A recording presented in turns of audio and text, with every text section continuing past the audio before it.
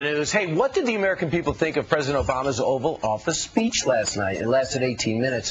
Fox News analyst Frank Luntz is with a group of voters. They're out in California, and he's asking whether the president's speech was a hit or was it indeed a miss.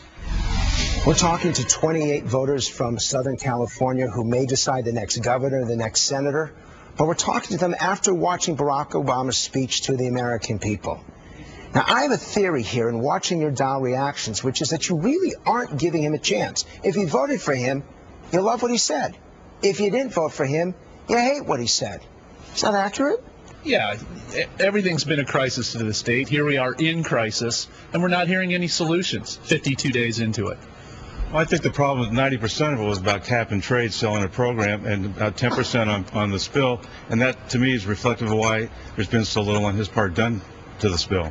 It just felt to me like more of the same. He seems to alternate between the apology tour and the indecision experience, and I didn't hear anything new and nothing that made me feel like there was anything of substance going to happen.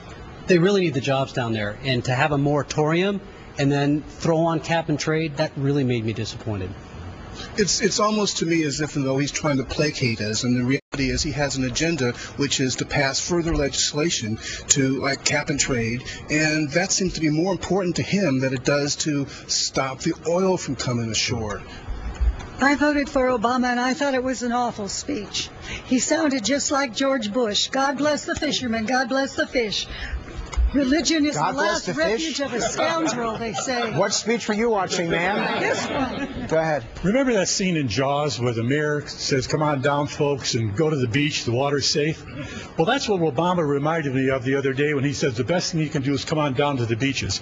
He's not in touch with what's really going on out there. It's not safe. It's the same kind of analogy. How can he possibly not be in touch with what's going on down there when he just left being down there in the Gulf, hands-on talking to the people? You guys spoke, usually through most of the speech he was giving, you spoke and you talked and you didn't even listen to anything that he said. He outlined directly exactly what was going on, what his plans were, and how he wanted to allocate funds for the future. And my question to everyone that didn't like it, what didn't they hear? What would they like to hear him say he wants to do? I don't understand what else he could say. It's been 55 plus days and the oil is still leaking and it's coming on shore and we're turning away help.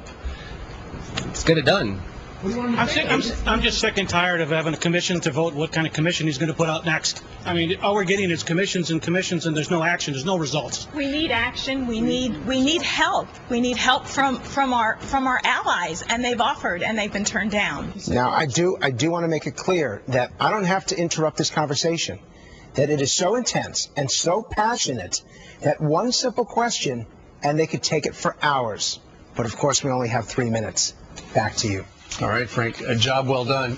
What about